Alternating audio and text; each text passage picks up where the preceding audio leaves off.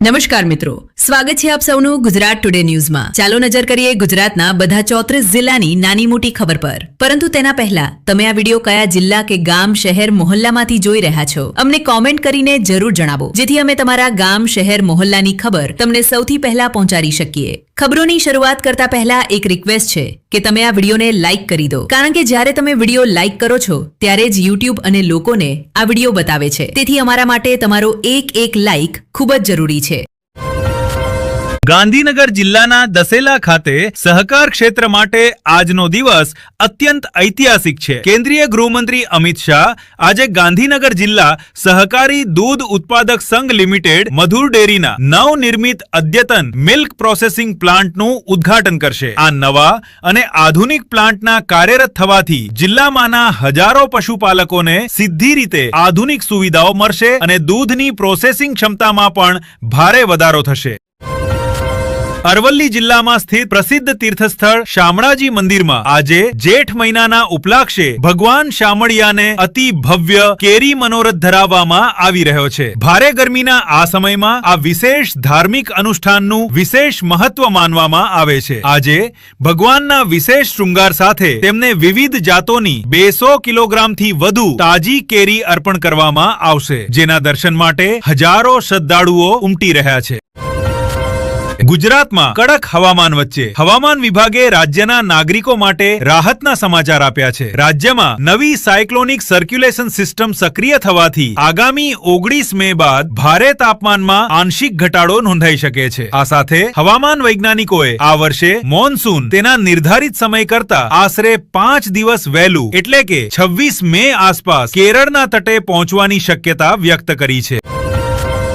Indian premier league 2026માં ગઈ રાત્રે રમાયેલ એક અત્યંત રોમાંચક મુકાબલામાં કોલકાતા નાઇટ રાઇડર્સે ગુજરાત ટાઇટન્સને 29 રનથી પરાજય આપ્યો। કોલકાતાએ પહેલા બેટિંગ કરીને ગુજરાત સામે 248 રનનો વિશાળ લક્ષ્ય રાખ્યો હતો। જવાબમાં ગુજરાત ટાઇટન્સ તરફથી કપ્તાન શુભમન ગિલે 49 બોલમાં 85 રનની શાનદાર ઇનિંગ રમી, પરંતુ તેઓ પોતાની ટીમને પ્લે ઓફનું ટિકિટ અપાવતી જીત અપાવી શક્યા નહીં।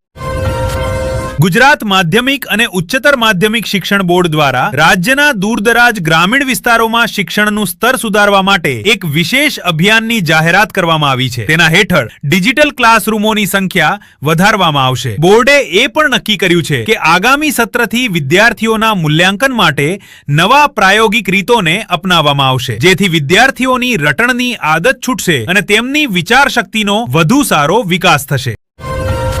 કચ્છ જિલ્લાના મુન્દ્રા બંદર નજીક તટીય સુરક્ષાને વધુ મજબૂત બનાવવા માટે ભારતીય કોસ્ટ ગાર્ડ અને સ્થાનિક પોલીસે આજે એક મોટો સંયુક્ત અભ્યાસ યોજ્યો। આ અભ્યાસનો મુખ્ય હેતુ સમુદ્ર માર્ગે થનારી કોઈ પણ સંભવિત ઘૂસણખોરી અથવા શંકાસ્પદ પ્રવૃત્તિને સંપૂર્ણ રીતે નિષ્ફળ બનાવવાનો છે। સુરક્ષા એજન્સીઓએ આધુનિક રડાર પ્રણાલીઓ અને ઝડપી પ્રતિભાવ ટીમોની કાર્યપદ્ધતિને સૂક્ષ્મ રીતે પરખી।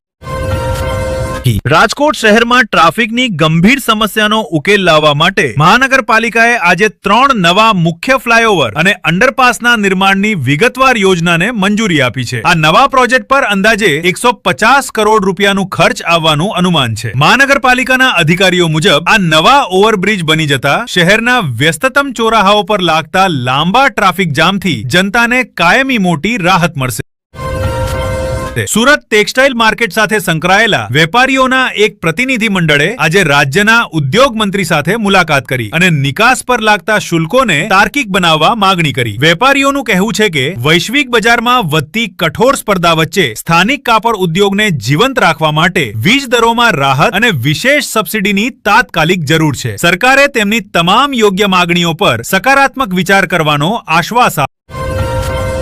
વડોદરાના સયાજીરાવ ગાયકવાડ હોસ્પિટલના ડોક્ટરોની એક કુશળ ટીમે આજે એક જટિલ અને અત્યંત દુર્લભ ઓપરેશન સફળતાપૂર્વક કરીને એક નવજાત શિશુને નવું જીવન આપ્યું છે। બાળકના હૃદયમાં જન્મજાત ખામી હતી, જેના કારણે તેને શ્વાસ લેવામાં ભારે તકલીફ થતી હતી। લગભગ 4 કલાક ચાલેલા આ અતિ સંવેદનશીલ ઓપરેશન બાદ હવે શિશુની હાલત સંપૂર્ણ રીતે સ્થિર અને જોખમથી બહાર હોવાનું જણાવાયું છે। ડાંગ જિલ્લાના પ્રસિદ્ધ પર્યટન સ્થળ સાપુતારામાં પ્રી મોન્સૂન સિઝનની શરૂઆત સાથે જ પર્યટકોની આવકમાં અચાનક ભારે વધારો નોંધાયો છે. સપ્તાહાંત હોવાના કારણે ગુજરાત અને પડોશી રાજ્ય મહારાષ્ટ્રમાંથી મોટી સંખ્યામાં લોકો અહીંની સુંદર વાદીઓનો આનંદ માણવા પહોંચી રહ્યા છે. સ્થાનિક પર્યટન વિભાગે પર્યટકોની ભારે ભીડને ધ્યાનમાં રાખીને સુરક્ષા વ્યવસ્થા અને નિવાસની મજબૂત વ્યવસ્થા વધારી છે. અમદાવાદના સાબરમતી રિવરફ્રન્ટ પર આજે સવારમાં એક વિશેષ પર્યાવરણ જાગૃતિ વોકથોનનું સફળ આયોજન કરવામાં આવ્યું, જેમાં શહેરના સેંકડો પર્યાવરણ પ્રેમીઓ અને યુવાનો ઉત્સાહપૂર્વક જોડાયા. આ દોડનો મુખ્ય હેતુ સિંગલ યુઝ પ્લાસ્ટિકના વધતા જોખમ અંગે જનતાને જાગૃત કરવો અને સાબરમતી નદીને સંપૂર્ણ રીતે સ્વચ્છ રાખવાનો સંદેશ આપવાનો હતો. કાર્યક્રમના અંતે સ્વયંસેવકોએ નદી કિનારે સફાઈ અભિયાન પણ હાથ ધર્યું. જામનગર વનગર વન વિભાગની ટીમે ગુપ્ત માહિતીના આધારે આજે વહેલી સવારે મોટી કાર્યવાહી કરીને સમુદ્રી જીવજંતુઓની તસ્કરી કરતા એક આંતરરાજ્ય ગેંગના 2 સક્રિય સભ્યોને રંગે હાથ પકડી લીધા. તપાસ દરમિયાન તેમના પાસેથી મોટી માત્રામાં દુર્લભ સમુદ્રી કાચબા અને કિંમતી શંખ જપ્ત કરવામાં આવ્યા છે, જેને આંતરરાષ્ટ્રીય બજારમાં વેચવાની યોજના હતી. પોલીસ વન્યજીવ સંરક્ષણ અધિનિયમ હેઠળ કડક કાનૂની કાર્યવાહી કરી રહી છે.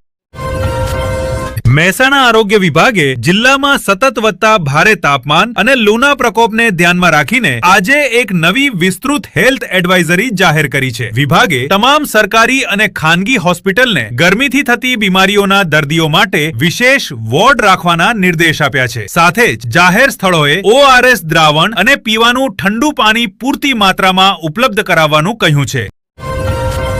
ભાવનગર જિલ્લાના અલંગ શિપ બ્રેકિંગ યાર્ડમાં આજે સુરક્ષા ધોરણોની સમીક્ષા માટે એક ઉચ્ચ સ્તરીય બેઠક યોજાઈ. આ બેઠકમાં યાર્ડમાં કામ કરતા હજારો મજૂરોની કાર્યસ્થળ પરની સુરક્ષા અને આરોગ્ય વીમા સંબંધિત મુદ્દાઓ પર વિસ્તૃત ચર્ચા કરવામાં આવી. પ્રશાસને સ્પષ્ટ કર્યું છે કે સુરક્ષા નિયમોની અવગણના કરનાર શિપ રિસાયકલિંગ કંપનીઓ સામે ભારે દંડ અને કાનૂની કાર્યવાહી કરવામાં આવશે.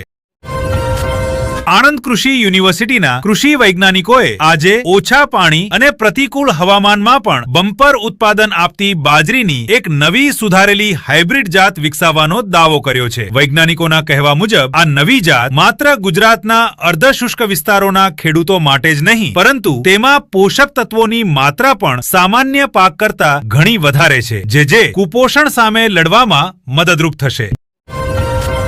જૂનાગઢના ઐતિહાસિક ગિરનાર અભયારણ્યમાં સિંહોની સુરક્ષા અને તેમની પ્રવૃત્તિઓ પર 24 કલાક કડક નજર રાખવા માટે વન વિભાગે આજે આધુનિક AI આધારિત CCTV કેમેરાનો નેટવર્ક સક્રિય કર્યો છે. આ નવી ટેકનોલોજી જંગલમાં ગેરકાયદેસર શિકાર રોકવામાં અને બીમાર અથવા ઘાયલ સિંહોને સમયસર તબીબી સહાય પહોંચાડવામાં વન કર્મચારીઓ માટે અત્યંત ઉપયોગી સાબિત થશે.